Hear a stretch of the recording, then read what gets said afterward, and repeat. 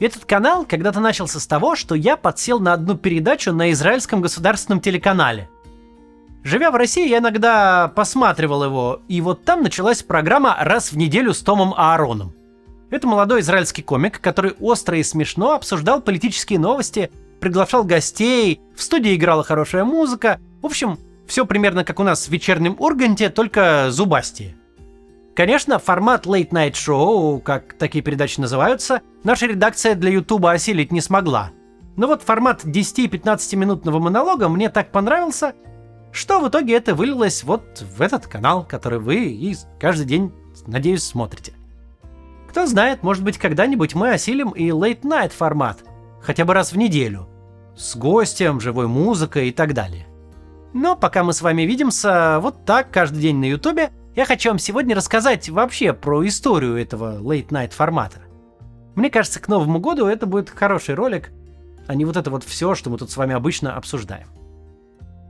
Только перед тем, как начнем, как обычно, в описании инструкция по обходу блокировок. Спонсор VPN Liberty предлагает 30 дней бесплатно.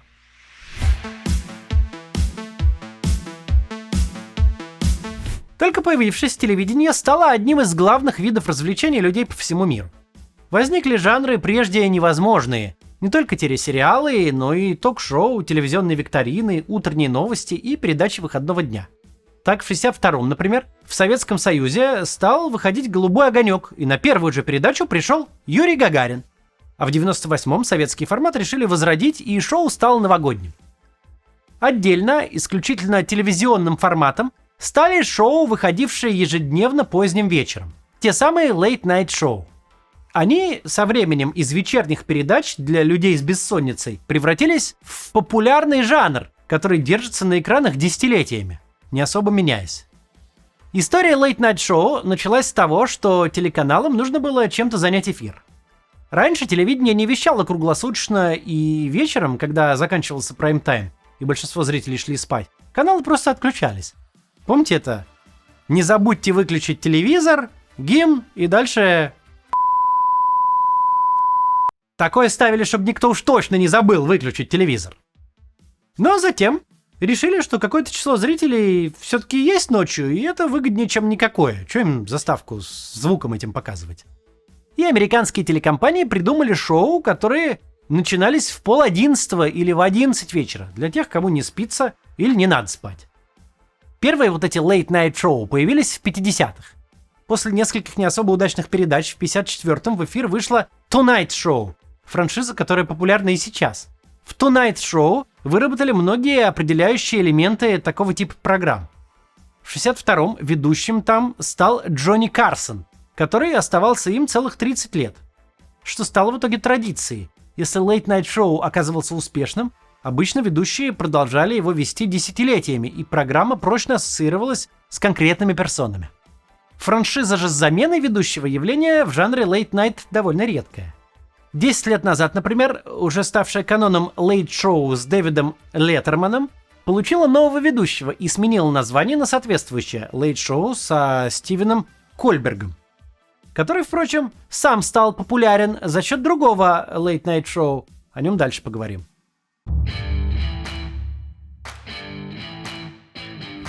Late Night Show или вечерний ток-шоу — это не какой-то широкий жанр телевидения, а очень четкий и выверенный формат. Отдельные ведущие придумывают к нему какие-то дополнения, но общая структура остается прежней, в том числе и визуальная. Есть студия, где у сцены сидит немаленькая аудитория. На сцене письменный стол с креслом. Там сидит ведущий. Слева стоит кресло для гостя. Еще левее диванчик, если гостей больше одного.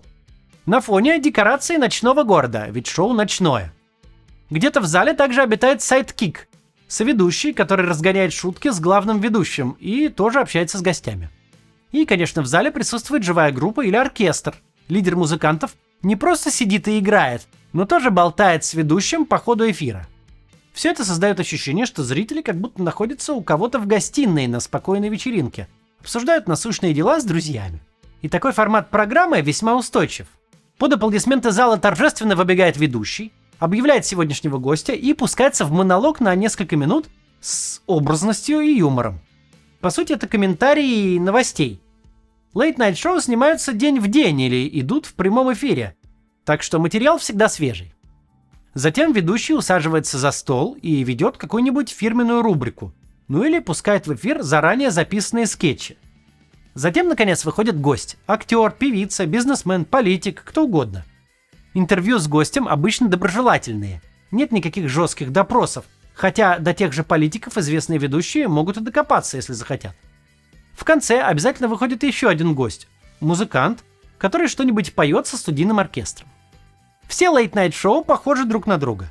Выработался этот формат в течение десятилетий. Убирали то, что зрителям не заходило, а хорошие элементы оставляли и копировали. Сейчас лейт-найт-шоу – это проверенный годами телевизионный продукт, одобренный аудиторией.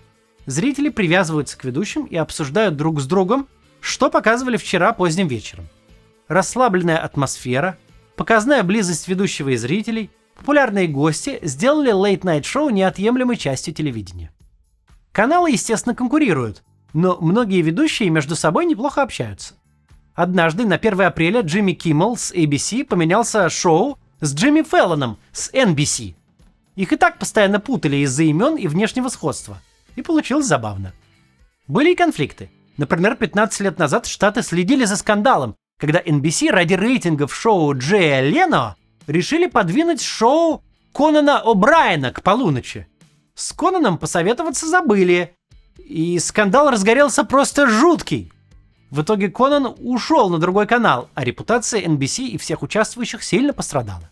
За разборками следила вся страна, потому что к этому моменту лейт-найт-шоу из телевидения для полуночников и сов выросло в массовый культурный феномен, и ведущим американцы по-настоящему были преданы.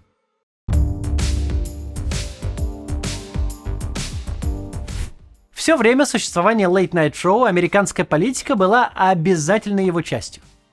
Ведущие не пытались прикидываться серьезными журналистами. У них не было цели что-то там расследовать, проводить жесткие интервью и искать правду. Но политика – отличное пространство для шуток и обсуждений с гостями, поэтому политикам доставалось сполна. Часто вживую, ведь сами политики тоже ходили на лейт-найт в качестве гостей. Особенно сильно в политику ударялись комедийные шоу. Например, Daily Show, которое выходит на канале Comedy Central. И смысл изначально был просто в развлечении зрителей. Но когда в 99-м ведущим стал Джон Стюарт, он сделал программу прям политической. Взгляды Стюарта были всем известны и неудивительны. То был молодой светский актер-еврей из Нью-Йорка, и вполне логично, что взгляды у него либеральные. Впрочем, стебал он всех подряд. Пока президентом был Джордж Буш, он прокатывался по нему. Когда избрался Обама, стал доставаться и Обаме.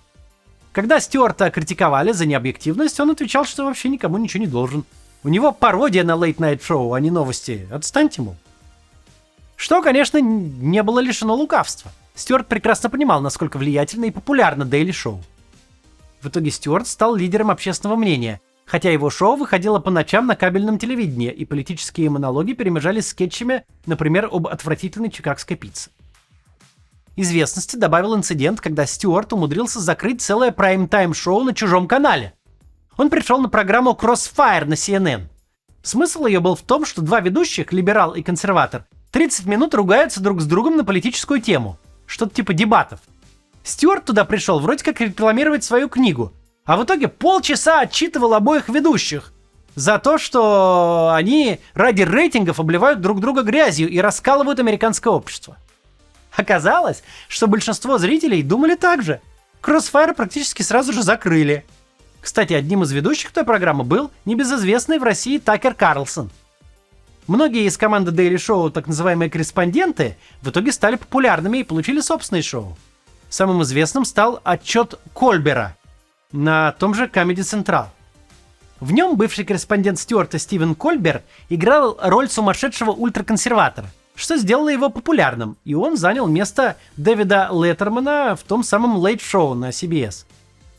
Другой экс-корреспондент Daily Show, Джон Оливер, ушел на кабельный канал HBO и уже много лет ведет там собственное шоу. Сам Стюарт ушел из Daily Show в 15-м, через 2 месяца после того, как Трамп начал свою первую президентскую кампанию. Как и остальные, он не думал, что Трамп реально победит. И сколько в предстоящие годы будет материала для политических шуток. В 24-м Стюарт согласился выйти с пенсии и вернуться в Daily Show, при условии, что ему надо будет вести шоу только по понедельникам. Но не только комедийные программы уделяют внимание политике. За последние пару десятилетий сама Америка сильно политизировалась. Большинство новостей, будоражащих публику, про политику. Поэтому в монологах ведущих лейт-найта политике уделяется все больше времени. Ведущие критикуют политиков, ругают собственные каналы и корпорации, которые ими владеют. Конечно, начальство недовольно, но лейт-найт настолько популярны, что наказывать ведущих себе дороже. Зритель больше любит смешного мужика на экране, чем каких-то там корпоративных директоров. Но сейчас, во времена второго срока Дональда Трампа, политизированность лейт-найт-шоу начинает оборачиваться последствиями и для них. Несколько месяцев назад Стивен Кольбер объявил, контракт с ним на следующий сезон продлевать не будут. CBS утверждает, что причины финансовые.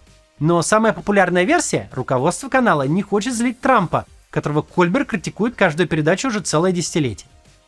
В сентябре шоу Джимми Киммела вообще сняли с эфира за довольно беззубую шутку про убийство Чарли Кирка. Тогда шоу открыто угрожал трамповский глава комиссии по коммуникациям. Киммела вернули в телевизор после нескольких дней всеобщего возмущения. На защиту передачи встали другие ведущие лейт-найта. Даже Джон Стюарт вышел снять выпуск в четверг, а не в понедельник. И сделал это в стиле пародии на северокорейское телевидение. И хотя неприятные инциденты есть, никакой настоящей цензуры в Америке по-прежнему нет, а популярность Трампа падает. И руководство каналов это тоже замечает.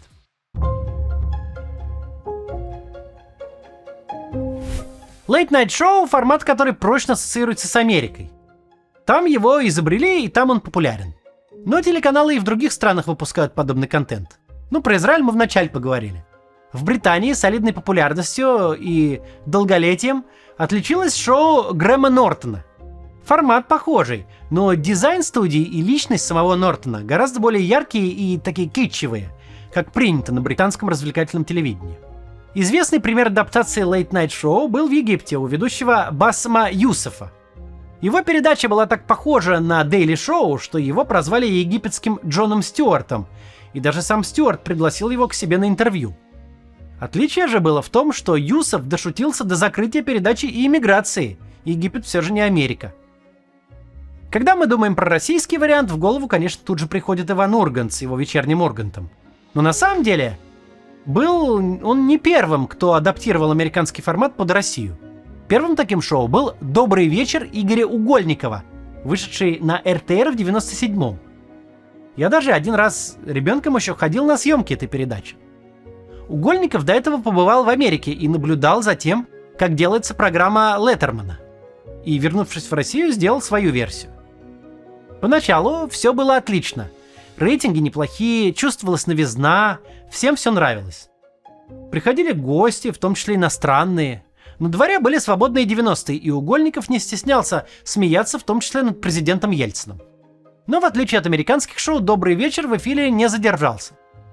Сам Угольников говорил, что закончились гости. В России, дескать, не так много звезд, как в Америке, а приглашать одних и тех же не камильфо.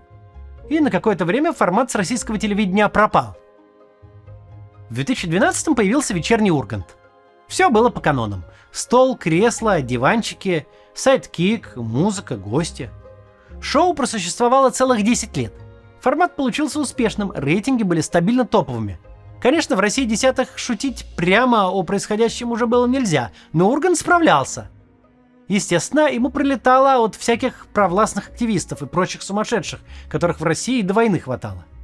В 2020-м, например, в шоу Урганта хотели отменить за коллаж с Николасом Кейджем в виде Иисуса Христа, оскорбление чувств верующих и так далее. Не отменили. Популярность Урганта позволяла ему приглашать вообще всех самых известных и популярных звезд, причем не только российских. На вечернем Урганте была вся российская эстрада, а также Юрий Дудь, Моргенштерн, Оксимирон, Монеточка. Из иностранцев на огонек заглянули Брэд Питт, Джеки Чан, Джастин Тимберлейк, Билли Айлиш, даже Хидео Кодзима. В общем, шоу Урганта сработало на ура. Закончилась передача 24 февраля 2022 года, потому что Иван Ургант выступил против российского вторжения в Украину. С такой позиции, понятное дело, на российском телевидении работать запрещено. Да и вообще, тогда все российские госканалы разом перешли в режим 24-часового марафона о том, как российская армия захватывает 150 украинских городов в день. И временем на развлекательные программы не оставалось. Постепенно они вернулись, но нового аналога настоящего лейт-найт-шоу на телевидении в России так и не появилось, а Урганта в эфир так и не вернули. Зато, возможно, он появится на российском Ютубе и даже с настоящим Ургантом. Если вы еще не слышали, буквально несколько дней назад Иван Ургант запустил новый YouTube-канал «Живой Ургант». Вообще, Иван сказал, что на его Ютубе выкладывать будут, что выкладывается, то есть какого-то четкого формата не планируется. Но, естественно, с его опытом элементы лейт-найта могут и остаться, хотя формат этот очень дорог в производстве, и на русскоязычном Ютубе, еще и без монетизации, с блокировками, ему существовать очень сложно. Хотя суть лейт-найт-шоу во многом в личности самого ведущего. И в России Урганта знают очень многие. Так что посмотрим.